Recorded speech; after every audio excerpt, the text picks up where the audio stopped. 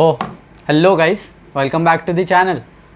मैं actually calculate कर रहा था कि अगर मुझे लेस देन 10 इयर्स में फाइनेंशियल फ्रीडम पाना है और रिटायर होना है और आगे लाइफ में कभी भी कुछ काम ना किए बिना मुझे अपना फाइनेंशियल गोल अचीव करना है 30 इयर्स का लेस देन 10 इयर्स में, तो मुझे कितने पैसे सेव करने होंगे एवरी मंथ। मुझे पता है कैलकुलेशन का एक्टिंग बहुत ही गंदा था, but that's not important. Important ये है कि इन्वेस्टिंग से भी ज़्यादा इम्पॉर्टेंट चीज़ है एक जिस पे ध्यान देना होगा मुझे अगर मुझे लेस देन 10 इयर्स में फाइनेंशियल फ्रीडम पाना है।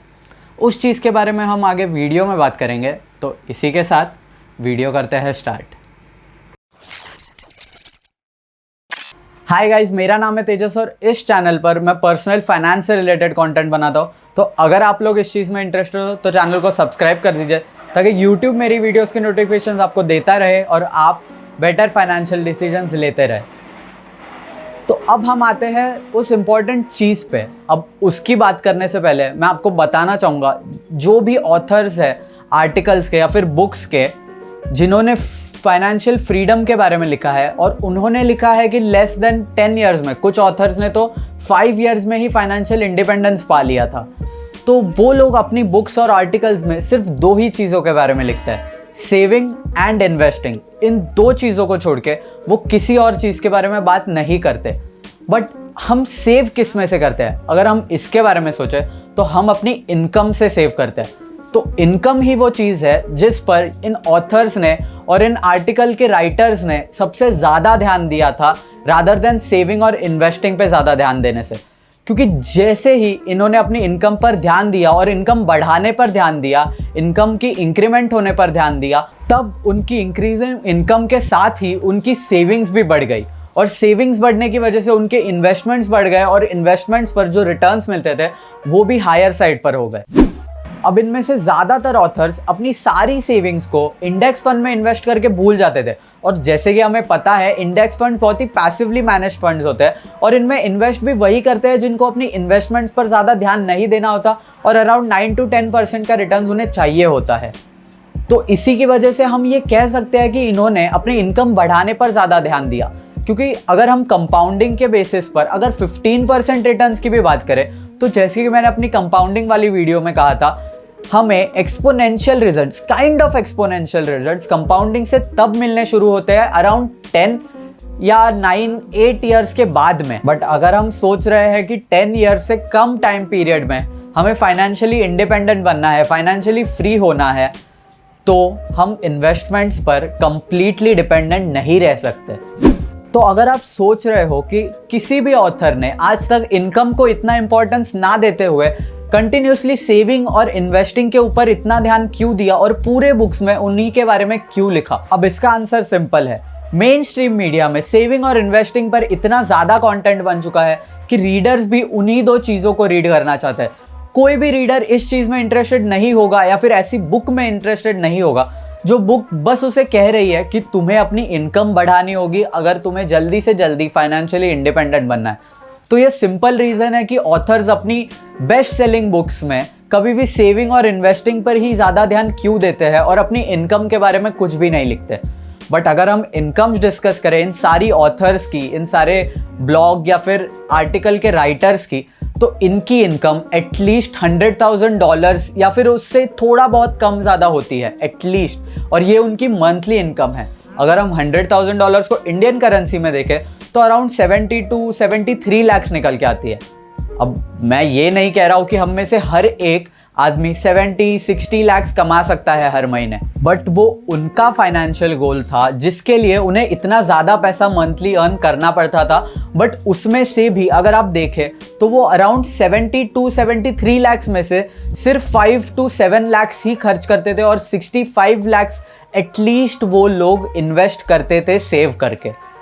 तो अगर हम हमारे फाइनेंशियल गोल के बारे में सोच रहे हैं तो हमें इतनी बड़ी अमाउंट अर्न करने की ज़रूरत नहीं है। मे बी हमारा फाइनेंशियल गोल स्मॉल हो सकता है जिसकी वजह से हमें थोड़े बहुत इंक्रीमेंट करने होंगे हमारी अर्निंग्स में या फिर एडजस्टमेंट्स करने होंगे हमारी लाइफस्टाइल में, जिससे सेविंग्स बढ़ सकती है और उन सेविंग्स के बढ़ने से इन्वेस्टमेंट अमाउंट बढ़ सकती है और इन्वेस्टमेंट अमाउंट बढ़ने से हम कम से कम टाइम में हमारा लार्ज फाइनेंशियल गोल अचीव कर सकते हैं।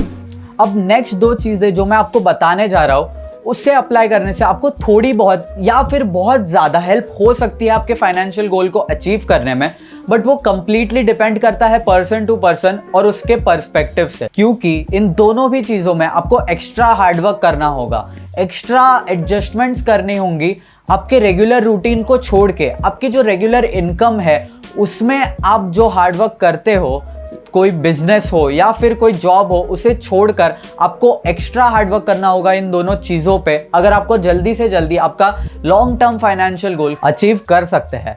अब सबसे पहली चीज़ जो हमें करनी होगी वो है हमारे रेगुलर इनकम सोर्स को छोड़ के, जो भी जॉब या बिजनेस जो भी हो उसे छोड़ के हमें डाइवर्सिफाई करने होंगे हमारे इनकम ऑप्शंस। हमारी इनकम कहाँ से आती है, हमारे इनकम स्ट्रीम्स को हमें डाइवर्सिफाई करना होगा, हमें ज़्यादा से ज़्यादा इनकम सोर्सेस बनाने का कोशिश करना होगा, और मेनली पैसिव इनकम सोर्सेस। अब पैसिव इनकम सोर्सेस वो सोर्सेस होते हैं जिसमें हमें कम से कम मेहनत में सबसे ज़्यादा रिटर्न्स मिल सकते हैं over the period of time. याद रखिए, पैसिव इनकम सोर्सेस आपको 1 महीने में या 1 साल में या फिर 2 साल में भी रिटर्न्स नहीं देंगे, बट मे बी तीसरे ईयर में वो एक्सपोनेंशियल रिटर्न्स दे सकते हैं, क्योंकि उस पे आप वन टाइम या फिर over the period of time थोड़े थोड़े चेंजेस या फिर थोड़ी थोड़ी इंप्रूवमेंट्स करते रहते हो, जिससे आपको लॉन्ग टर्म में बहुत ही बड़े गेन्स देखने मिल सकते हैं। अब पैसिव इनकम सोर्सेज में एफिलिएट मार्केटिंग आ सकता है, गूगल का एडसेंस आ सकता है, जो कि आप अपने यूट्यूब चैनल पे या फिर अपने ब्लॉग वेबसाइट पे अप्लाई कर सकते हो, जिससे आपके गूगल एड्स आने पर, आपके कंटेंट पर गूगल एड्स आने पर आपको पैसे मिलेंगे। वो हो सकता है, या फिर आप कोई अच्छे राइटर हो जिससे आप बुक लिख के उसे अमेज़ॉन पर डाल के उससे पैसे कमा सकते हो। ऐसी बहुत सारी चीज़ें हैं जो आप गूगल पे सर्च कर सकते हो पैसिव इनकम सोर्सेज के लिए, और आपको बहुत सारी चीज़ें मिल जाएंगी। एंड आई एम श्योर आपको एक चीज़ मिलेगी जिसमें आप ट्रूली इंटरेस्टेड हो, और मैं रिक्वेस्ट करूँगा आप सिर्फ वही चीज़ करें, क्योंकि पैसे हर एक चीज़ से आपको मिल सकते हैं, बट तब तक जब तक आप उस चीज़ में इंटरेस्टेड हो या फिर आप उस चीज़ में नॉलेजेबल हो।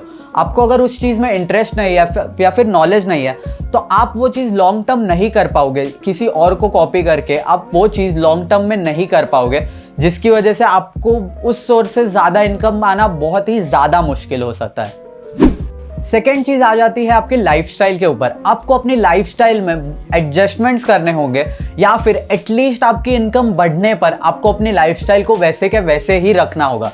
मे बी आप कुछ परसेंटेज से आपकी लाइफस्टाइल इंप्रूव कर सकते हो, बट अगर आपकी सैलरी 20-25% बढ़ती है किसी टाइम पर आपकी लाइफ में, तो आपको अपनी लाइफस्टाइल को 2-3-4% तक आप इंक्रीज कर सकते हो। उससे ज़्यादा अपनी लाइफस्टाइल पर आप खर्चे ना करो, तो भी आप इस फाइनेंशियल गोल को, अपने लॉन्ग टर्म फाइनेंशियल गोल को अचीव कर सकते हो।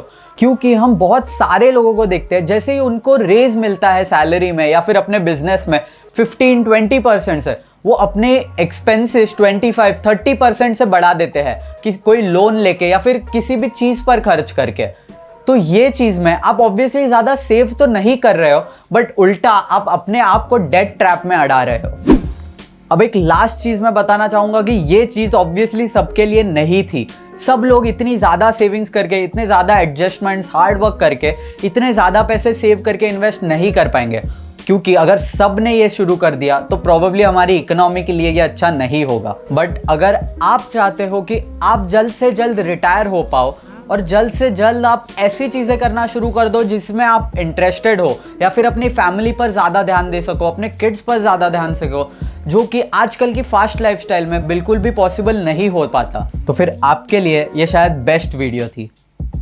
इसी के साथ वीडियो को लाइक कर दीजिए, कमेंट सेक्शन में बताइए आपको वीडियो कैसी लगी, कौन सा पार्ट सबसे अच्छा लगा आपको, और चैनल को सब्सक्राइब कर दीजिए और ज़्यादा से ज़्यादा लोगों तक शेयर करके उन्हें भी फाइनेंशियल डिसीजंस लेने में हेल्प कीजिए।